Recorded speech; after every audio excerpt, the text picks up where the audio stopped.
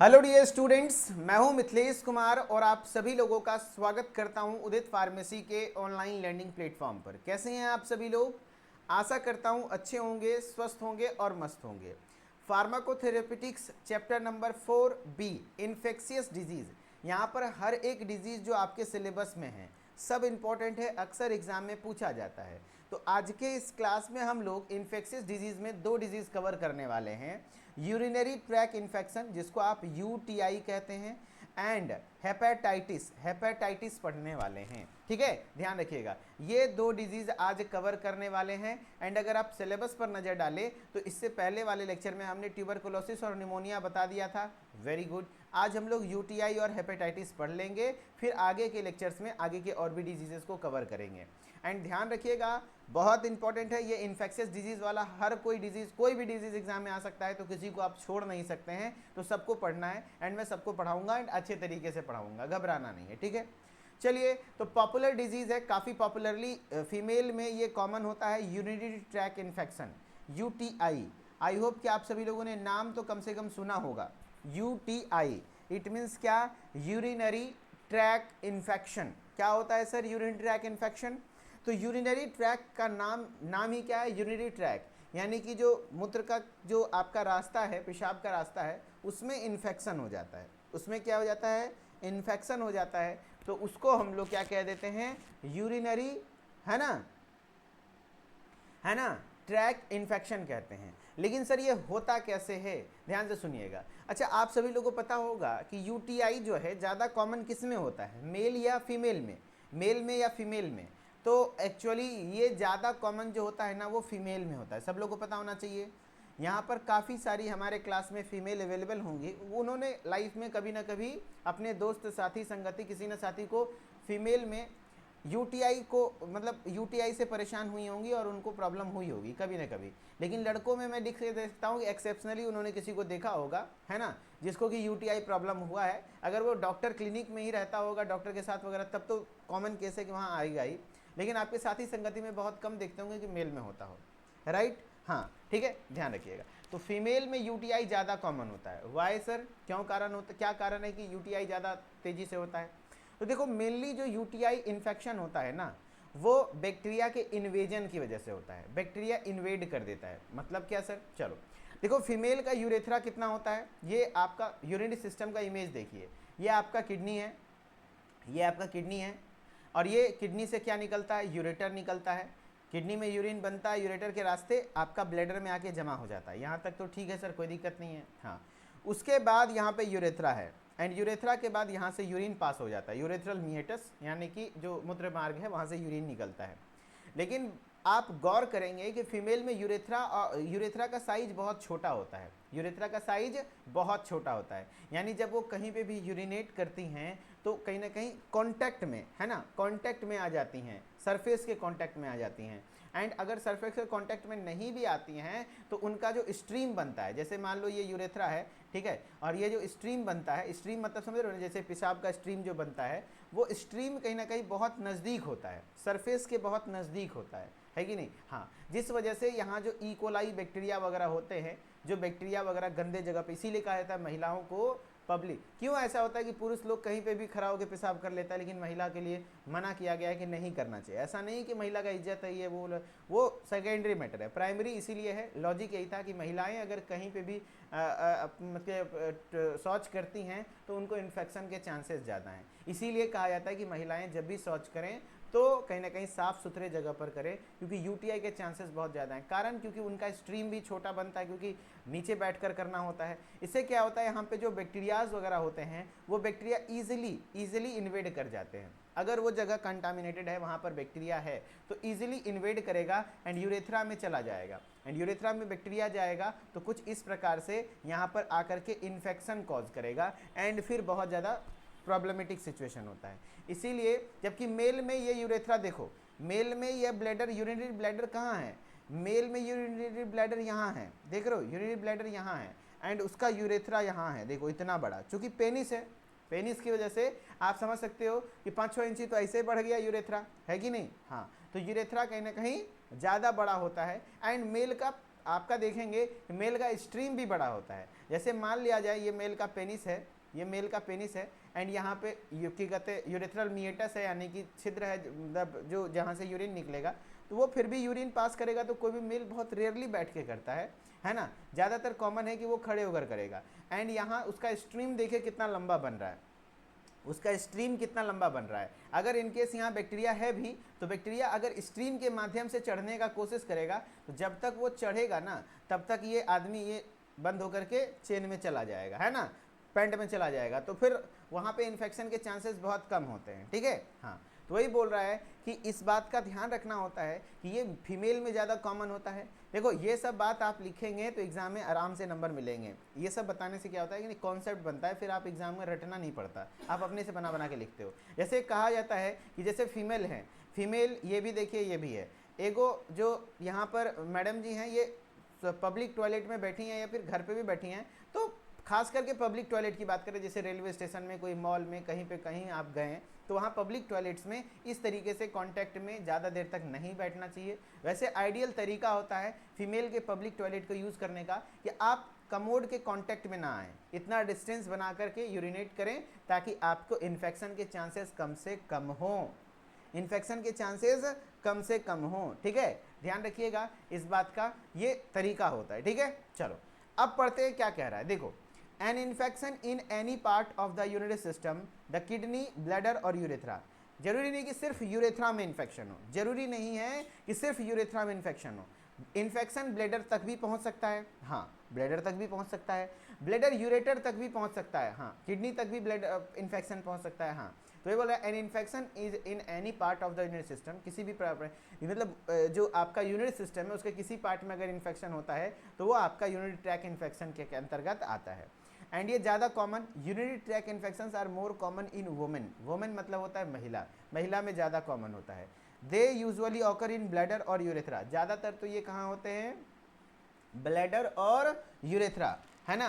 Bladder, bladder मतलब होता है मूत्राशय, मूत्राशय मतलब हो गया जहाँ पर पेशाब जमा होता है बन बन के, एंड यूरेथ्रा जहाँ से कि पेशाब की नली है। ठीक है, but more serious infection involve the kidney, अगर किडनी में इन्फेक्शन हो गया दोस्त तो बहुत ज़्यादा सीरियस मैटर हो जाता है। ठीक है, हाँ, तो उसके आधार पर आपका क्या होता है, टाइप्स ऑफ यूटीआई दिया गया है, यानी कि यूटीआई के टाइप, जैसे सिस्टाइटिस, सिस्टाइटिस किसको कहते हैं, तो अगर इन्फेक्शन ब्लैडर में हुआ, किस में हुआ बताओ, ये ऑब्जेक्टिव बनता है, ब्लैडर में अगर इन्फेक्शन हुआ तो क्या कहलाएगा, सिस्टाइटिस कहलाएगा। एंड सिस्टाइटिस ज़्यादातर कॉमन है लोअर यूरिनरी ट्रैक इन्फेक्शन में, कहने का मतलब है या तो ब्लैडर या तो यूरेथ्रा, यही दो चीज़ में होता है, या तो ब्लैडर या तो यूरेथ्रा। तो अगर ब्लैडर में इन्फेक्शन होता है तो वो क्या कहलाता है, सिस्टाइटिस कहलाता है। एंड अगर यूरेथ्रा में इन्फेक्शन होता है दोस्त तो वो क्या कहलाता है, यूरेथ्राइटिस कहलाता है। क्या कहलाता है, यूरेथ्राइटिस कहलाता है। एंड अगर किडनी तक इन्फेक्शन चला गया तो पॉलीनेफ्राइटिस कहलाता है।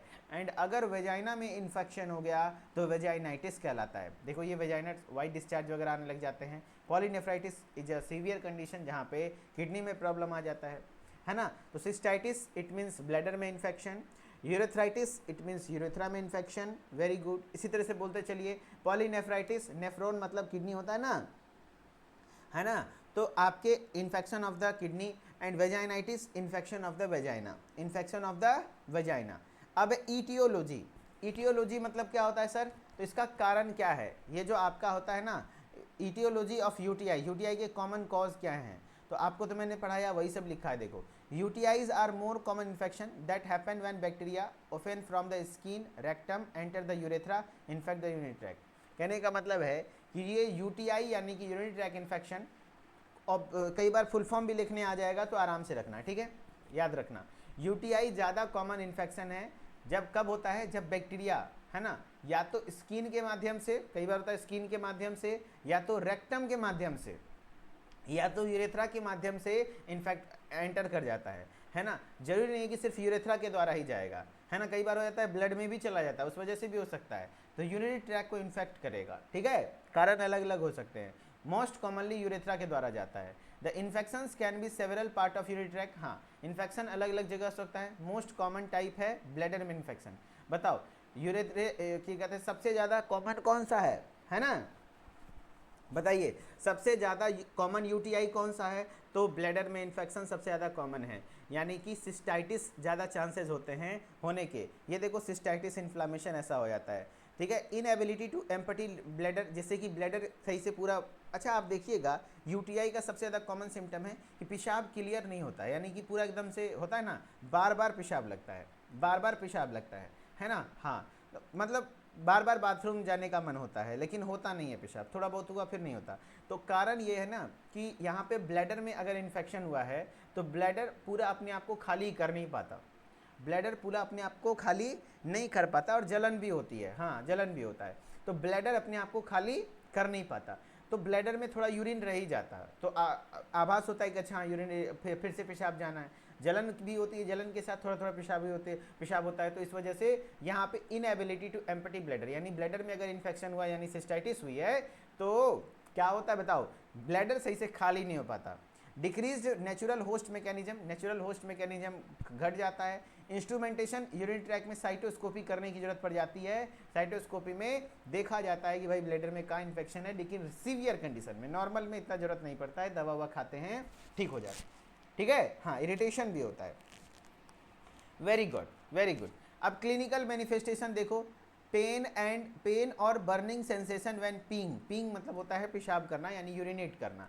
तो कहने का मतलब है कि पेन और बर्निंग सेंसेशन यानी कि दर्द होता है और जलन महसूस होता है ना, जलन महसूस होता है, ऐसा लगता है कहीं कुछ कटा फटा है उसके ऊपर से यूरिन आ रही है। तो जाहिर सी बात है आपका कहीं कटा है और उसके ऊपर थोड़ा नमक डालेंगे तो कैसा जलन होता है, फिर कैसे वहाँ पे यूरिन डाल देंगे तो कैसे जलन होगा, तो वैसा ही जलन होता है, बर्निंग सेंसेशन फील होती है। एंड उसके लिए एक टर्म यूज होता है डिसयूरिया। अगर आप सिर्फ डिसयूरिया लिख देंगे तो काम हो जाएगा, अगर आप ओनली डिसयूरिया भी लिख देंगे तो काम हो जाएगा। ठीक है, तो ध्यान रखना डिसयूरिया यानी पेन और a burning sensation when peeing, यानी कि जब आप पेशाब कर रहे हो तो उस समय पे आपको जलन महसूस होगी। एंड अगर डिसयूरिया लिखा है, डिसयूरिया का मतलब पूछ दे तो यही लिखना, पेन और बर्निंग सेंसेशन व्हेन पीइंग, यानी कि पीइंग का मतलब पेशाब करने के दौरान जलन होता है। ठीक है, कह रहा है needing to be more often than usual during night, nocturia देखने को मिलता है। नॉक्टोयूरिया मतलब रात के दौरान, ऐसे जनरली आप 2 से 3 बार या एक बार जाते होंगे, लेकिन वो 5 बार 7 बार बार बार पेशाब लगेगा, आपको सही से सोने नहीं देगा।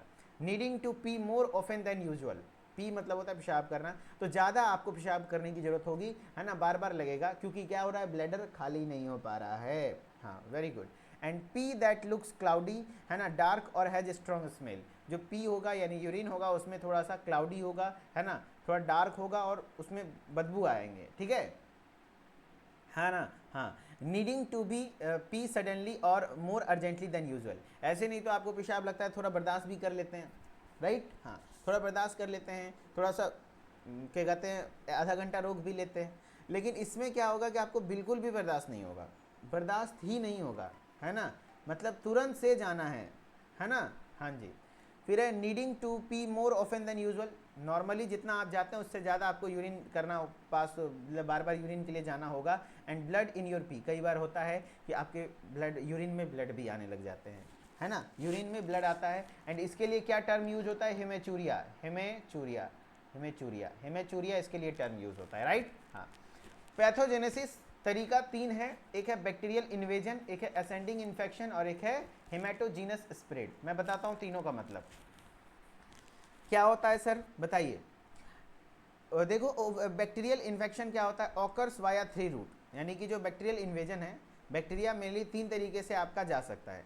एक तो है असेंडिंग, है ना, असेंडिंग मतलब क्या, ये देखो मेन दोनों ज़्यादा कॉमन है, असेंडिंग और हिमेटोजीनस में पढ़ाऊंगा। असेंडिंग में क्या होता है, जैसे ये यूरेथ्रा है, ये ब्लैडर है, ये यूरेटर है और ये किडनी है, ठीक है, राइट। तो नीचे असेंडिंग मतलब होता है नीचे से ऊपर जाना, और ये ज़मीन है, यहाँ पे यूरिनेट हुआ, बैक्टीरिया यहाँ पे कहा कि चलो अंदर चलते हैं, ठीक है, हाँ गया और इन्फेक्शन कॉज किया, तो नीचे से ऊपर जा रहा है, तो ये क्या हो गया, असेंडिंग वाला हो गया। हेमाटोजीनस यानी ब्लड में गया, एंड ब्लड में जाने के बाद किडनी में गया, किडनी में इन्फेक्शन कॉज करेगा। एक होता है लिम्फेटिक पाथवे, लिम्फ के द्वारा चला जाता है, तो कम से कम 2 को पैथोजेनेसिस जरूर आप लिखेंगे। असेंडिंग इन्फेक्शन सबसे ज़्यादा कॉमन होता है। Bacteria usually enter the urinary tract through the urethra, ascending infection यानी नीचे से ऊपर। असेंडिंग मतलब क्या होता है, असेंडिंग डिसेंडिंग पढ़े ना बचपन में, असेंडिंग मतलब छोटा से बड़ा, तो नीचे से ऊपर की ओर जाता है। तो बैक्टीरिया यूजुअली यहाँ पर एंटर करता है किसके द्वारा, यूरिनरी ट्रैक्ट के द्वारा, यूरेथ्रा में एंटर करता है। And the bacteria then ascends the urethra into the bladder, फिर बैक्टीरिया वहाँ से यूरेथ्रा के द्वारा ब्लैडर में चला जाता है, हाँ ब्लैडर में जाता है। एंड ब्लैडर के द्वारा इन सम केसेज, अगर वहीं पे ब्लैडर में इन्फेक्शन किया तो किया, नहीं तो कई केस में क्या हो जाता है, they can continue ascend, infection करते हुए ऊपर भी जाएगा, एंड अपर यूरिनरी ट्रैक यानी ऊपर वाले हिस्सा में, जैसे ब्लैडर के नीचे तक को, ब्लैडर तक को लोअर कहते हैं, ब्लैडर से ऊपर जैसे यूरेटर, किडनी वगैरह अपर कहते हैं, तो अपर यूरिनरी ट्रैक में प्रॉब्लम आता है, and reaching the ureters and kidney, ureter और किडनी तक पहुंचता है एंड इन्फेक्शन कॉज करता है, यूरेटर एंड किडनी तक पहुंचता है एंड इन्फेक्शन कॉज करता है, इन्फेक्शन कॉज करता है, क्या करता है, इन्फेक्शन कॉज करता है, राइट। हाँ चलो, अब है हिमेटोजीनस spread.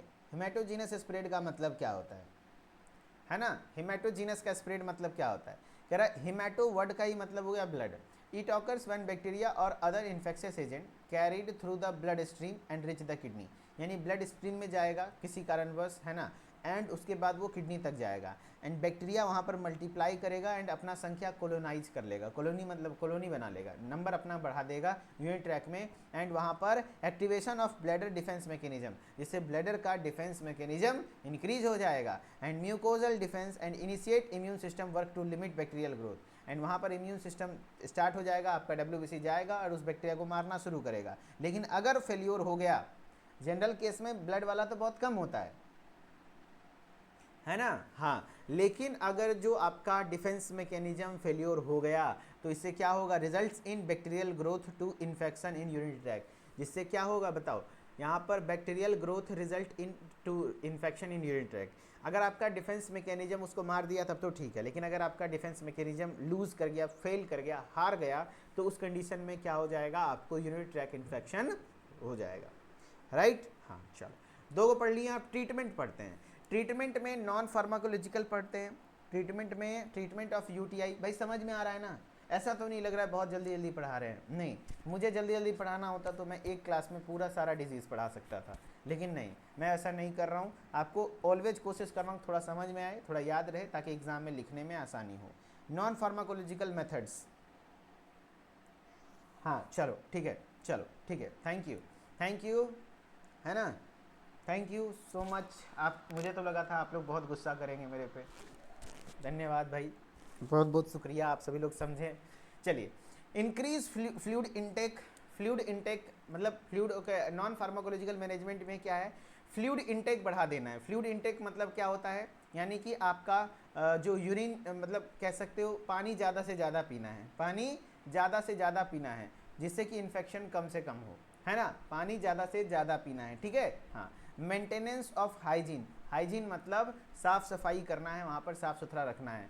Empty your bladder often, जितना जल्दी हो सके ब्लैडर को खाली करो। And urinate soon after sex, मतलब आपके सेक्सुअल इंटरकोर्स के बाद, जस्ट अगर आप संबंध बनाते हैं तो उसके बाद यूरिनेट करना चाहिए, है ना, क्योंकि हो सके कोई इन्फेक्शन वगैरह कोई भी कुछ गया होगा, अंदर घुसा होगा यहाँ पे, क्योंकि सेक्सुअल इंटरकोर्स के कारण वो सब चीज़ें इन्वॉल्व होती हैं। अब आप बोलेंगे सर यूरेथ्रा में तो कुछ ऐसा नहीं होता है ना, क्या क्योंकि यूरेथ्रल इंटरकोर्स तो कोई नहीं सुने होंगे, नहीं, तो एक्चुअली वो जगह है ना, यूरेथ्रा तो बहुत छोटा होता है, वेजाइना के इर्द गिर्द ही होता है, वेजाइना के जस्ट ऊपर है, तो यहाँ के आसपास कहीं ना कहीं वो कोई बैक्टीरिया चला गया, तो इसीलिए कहा जाता है urinate after sex, and after sex इसको क्लीन करना चाहिए ताकि वहाँ पर कोई इन्फेक्शन वगैरह ना हो। Wipe front to back wipe करना चाहिए, यानी कि पीछे से आगे की ओर नहीं लेके आना चाहिए, समझ रहे हो, पीछे से आगे लेके जाओगे तो सारा बैक्टीरिया ले आकर के यूरेथ्रा के पास रख दिए, नहीं, आगे से लेकर के पीछे तक लेके जाना चाहिए, जिससे क्या होगा, है ना, तो उससे क्या हो जाएगा ना कि पूरा क्लीन हो जाएगा, ठीक है। हाँ चलो, अब फार्माकोलॉजिकल ट्रीटमेंट में ध्यान रखना, फार्माकोलॉजिकल ट्रीटमेंट में medicine commonly used in simple UTIs, जैसे कि आपका ट्राइमेथोप्रिन एंड सल्फामेथोक्साजोल, ये देखो, ट्राइमेथोप्रिन एंड सल्फामेथोक्साजोल के टैबलेट यूज़ होते हैं। एक्चुअली क्लोट्रेमाजोल टैबलेट वगैरह है जो कि आपका इन्फेक्शन को कम करता है।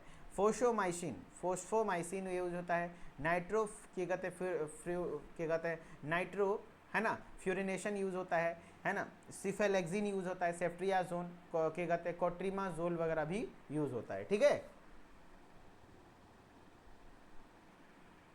है ना। हाँ, नॉर्फ्लॉक्स सबसे बेटर इसमें असर करता है ना। चलिए, चलो, आप लोग ब्रांड नेम बता रहे हो ना, मैं कंपोजिशन के हिसाब से बता दिया, जो भी दवा लो उसमें यही सब में से कोई ना कोई कंपोजिशन दिख जाएगा। चलिए, तो अब क्वेश्चन है, कह रहा है where do urinary tract infections UTI most commonly occur. सबसे ज़्यादा यूटीआई कहाँ होता है बताओ, सबसे ज़्यादा यूटीआई कहाँ होता है, सभी लोग बताइए, सबसे ज़्यादा यूटीआई कहाँ होता है? तो आंसर क्या हो जाएगा, किडनी, नो, ब्लैडर, ब्लैडर और यूरेथ्रा, हाँ या तो ब्लैडर या तो यूरेथ्रा, सबसे ज़्यादा ब्लैडर या तो यूरेथ्रा में होता है।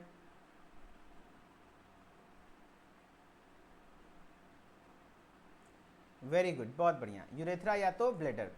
Where do urinary tract infections most commonly occur, तो ब्लैडर या तो यूरेथ्रा। नेक्स्ट है which type of urinary tract infection affects kidney, किस टाइप का यूरिनरी ट्रैक इन्फेक्शन किडनी को अफेक्ट करता है? किडनी को अफेक्ट कौन सा करता है, यूरेथ्राइटिस, सिस्टाइटिस, पॉलिनेफ्राइटिस, वेजाइनाइटिस? तो bladder, cystitis, urethritis, urethra, pyelonephritis यानी कि आपका किडनी, राइट। चलो अब वायरल हेपेटाइटिस की बात करते हैं। अब आप लोग हेपेटाइटिस पढ़ लेते हैं, ठीक है। हेपेटाइटिस में सिंपली मतलब क्या होता है, inflammation of liver. Liver, hepatic word का मतलब कहाँ से आया, लीवर से। तो लीवर में प्रॉब्लम आती है, that is caused by certain viruses, कुछ वायरस के कारण हो जाता है, ठीक है। वायरल हेपेटाइटिस हम लोग पढ़ रहे हैं जो कि वायरस के कारण होता है, hepatitis virus. And total hepatitis virus कितने टाइप का होता है, 5 टाइप का, 5 टाइप का होता है, ठीक है। Depending on the virus, virus किस प्रकार का है, इट मे बी एक्यूट और क्रोनिक इन नेचर। एक्यूट भी हो सकता है, क्रोनिक भी हो सकता है। एक्यूट मतलब है कि कुछ दिन में इन्फेक्शन ठीक हो जाए, ज़्यादा लंबा ना चले, एंड कभी हो सकता है कि क्रोनिक चले, लंबे समय तक चले। तो there are 5 types of hepatitis virus mainly that can cause infection. Mainly 5 प्रकार के हेपेटाइटिस वायरस हैं जो कि इन्फेक्शन कॉज करता है, ठीक है। जैसे बोल रहा है, सबसे पहले आपको हेपेटाइटिस की बात करते हैं। तो hepatitis is inflammation of the liver, yes, liver का इन्फ्लामेशन है। Commonly result in viral infection, viral के कारण होता है। एंड ये क्या कहते हैं, एक्यूट भी हो सकता है, क्रोनिक भी। एक्यूट होगा तो लेस देन 6 मंथ, 6 महीने से कम का होगा। एंड क्रोनिक होगा तो 6 महीने से ज़्यादा का होगा, तो वो क्रोनिक हो जाएगा। हाँ जी, पूछा भी जाता है। एंड हेपेटाइटिस वायरस कितने टाइप के, 5 टाइप के। Hepatitis A, hepatitis B, hepatitis C, hepatitis D, hepatitis E, ठीक है। हाँ, अब याद रखना, हेपेटाइटिस बी और सी एक जैसा होता है, ध्यान रखना। हेपेटाइटिस बी आप लोग सुने होंगे, ज़्यादातर कॉमन हेपेटाइटिस बी का जांच करते हैं, है ना। हाँ, हेपेटाइटिस सी, ठीक है, ये दोनों एक जैसा होता है। अब बाकी जो आप देख रहे हैं, ये हेपेटाइटिस ए और ई एक जैसा होता है, ए और ई एक जैसा होता है। अब इसका मतलब क्या है सर, पहले ये तो बता दीजिए। चलो बताते हैं भाई, है ना। चलो ध्यान रखना, कैसे पता चलेगा सर, देखो बी एंड सी यहाँ लिख देना, ए एंड ई, ए ई एक जैसा होता है ना। बी एंड सी एक जैसा होता है, एंड डी अलग, ठीक है। चलो, hepatitis A, it is also known as infectious hepatitis, इसको हम लोग इन्फेक्शियस हेपेटाइटिस के नाम से जानते हैं। And it is mainly transmitted, किसके द्वारा ट्रांसमिट होता है, कंटामिनेटेड फूड एंड वाटर, गंदा खाना गंदा पानी की वजह से फैलता है ना। जैसे आपने सुना होगा मोस्टली हेपेटाइटिस के बारे में कि ये ब्लड के ट्रांसफ्यूजन की वजह से फैलता है, अनप्रोटेक्टेड सेक्स की वजह से फैलता है, नीडल्स की वजह से फैलता है।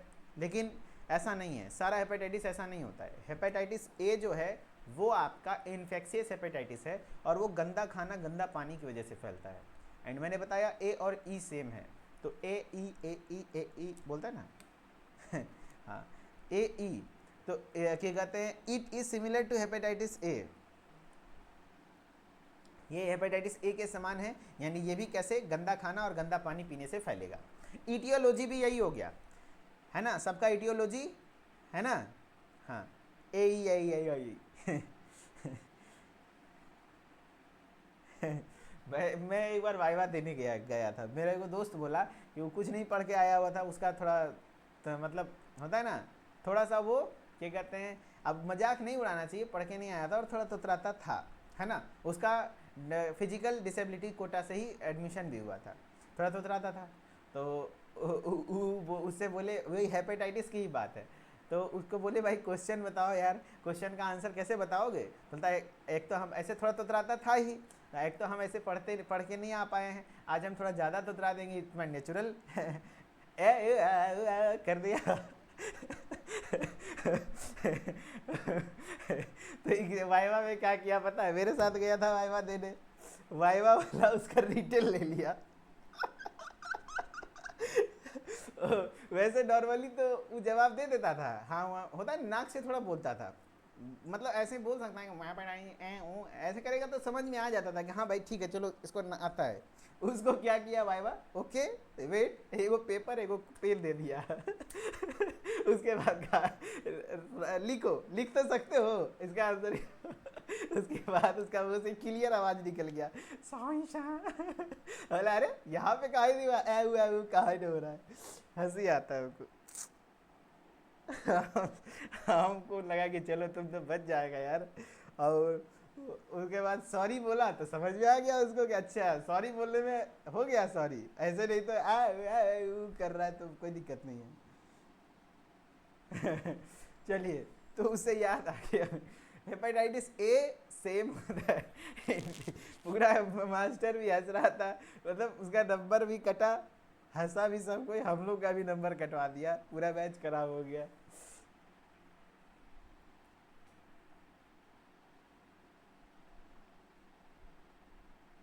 चलो ध्यान से सुनना, हेपेटाइटिस ए, ठीक है, it is also known as infectious hepatitis. It mainly transmitted through contaminated food, गंदा खाना गंदा पानी की वजह से होता है, ठीक है ना। Hepatitis B, it is known as serum hepatitis, इसी को हम लोग सीरम हेपेटाइटिस के नाम से जानते हैं। एंड मेनली स्प्रेड होता है ब्लड ट्रांसफ्यूजन, जी हाँ जो भी आपने पढ़ा होगा ब्लड ट्रांसफ्यूजन। अजीत सिंह यादव, आपको आज तो मैं ब्लॉक कर रहा हूँ, है ना, अदरवाइज कोई भी अब्यूजिव वर्ड यूज करेंगे तो आपको कोर्स से रिमूव करवा दिया जाएगा। कोई भी अब्यूजिव वर्ड करने का आपको अधिकार नहीं है यहाँ पर, ठीक है। अजीत, मेरे क्लास में ये सब नौटंकी नहीं चलेगा भाई, ठीक है। Ajit Singh Yadav, I warn you, आपके पास नोटिस चली जाएगी, you don't worry. And what's your comment?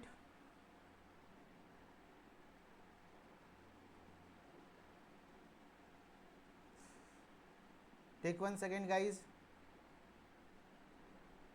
चलो चैट हिस्ट्री से तो वो तो कमेंट निकल जाएगा आपका। आपको वार्निंग है, आपको कोर्स से रिमूव कर दिया जाएगा इन केस आपको एक बार वार्निंग दी जा रही है ना, कोर्स से रिमूव कर दिया जाएगा। एंड कोई भी आपका फिर रिफंड वाली पॉलिसी इधर नहीं है, ठीक है। हाँ वार्निंग है, ऐसे एब्यूजिव वर्ड आप क्लास में यूज़ नहीं कर सकते। माना आप किसी को गाली नहीं दे रहे हो, लेकिन abusive word not allowed, class में अलाउड नहीं है। मेरे क्लास में खास करके, मेरे क्लास क्या, मैं तो कहता हूँ किसी भी टीचर के क्लास में नहीं होना चाहिए। मैं सारे टीचर्स को खुले छूट देख रखा हूँ, कोई कुछ ऐसा बोलता है सीधा वार्निंग दीजिए, दूसरे बार में आप एक बार कॉल कीजिए, या तो आप या तो हम उदित फार्मेसी में एक ही चीज़ बोलते हैं, या तो फिर ये बच्चा रहेगा या तो हम रहेंगे, सिंपल सी बात है ना। हमको कोई ज़रूरी नहीं कि हम यहीं पे पढ़ाएं, हम कहीं पे भी जाएंगे वहीं पे पढ़ाएंगे, कोई दिक्कत वाली बात नहीं है। अगर बच्चा उदित फार्मेसी को ये लगेगा कि मेरे लिए स्टूडेंट इंपॉर्टेंट है तो कोई दिक्कत नहीं, वो आपको रखें, हमको निकाल देंगे, कोई दिक्कत नहीं, मेरे लिए कोई प्रॉब्लम नहीं, मेरे लिए गोल्डन अपॉर्चुनिटी हो जाएगी फिर, है ना। इस बात का ध्यान रखना है, ठीक है। चलो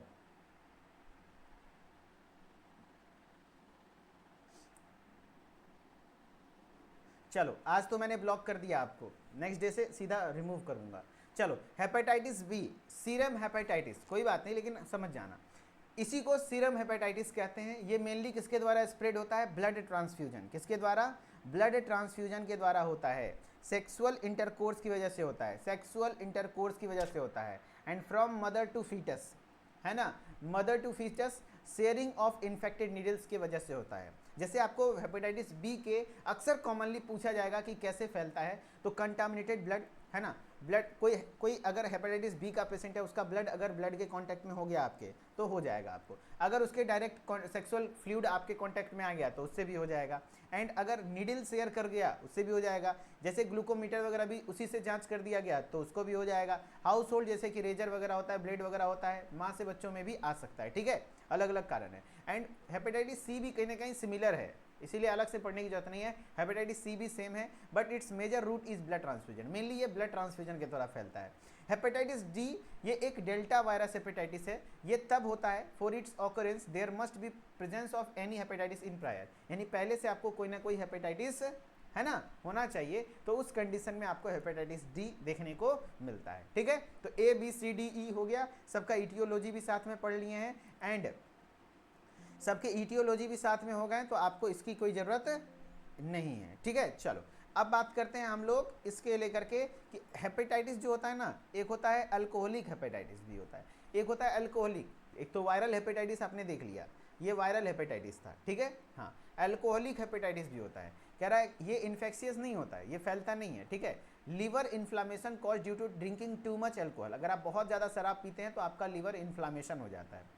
एक होता है ऑटो इम्यून हेपेटाइटिस, यानी आपकी बॉडी का इम्यून सेल खुद ही आपके लीवर सेल पर अटैक करता है। तो inflammation in the liver that occurs when the immune system attacks the liver, liver पर अटैक करता है एंड फिर आपकी बॉडी में लीवर खराब हो जाता है, ठीक है।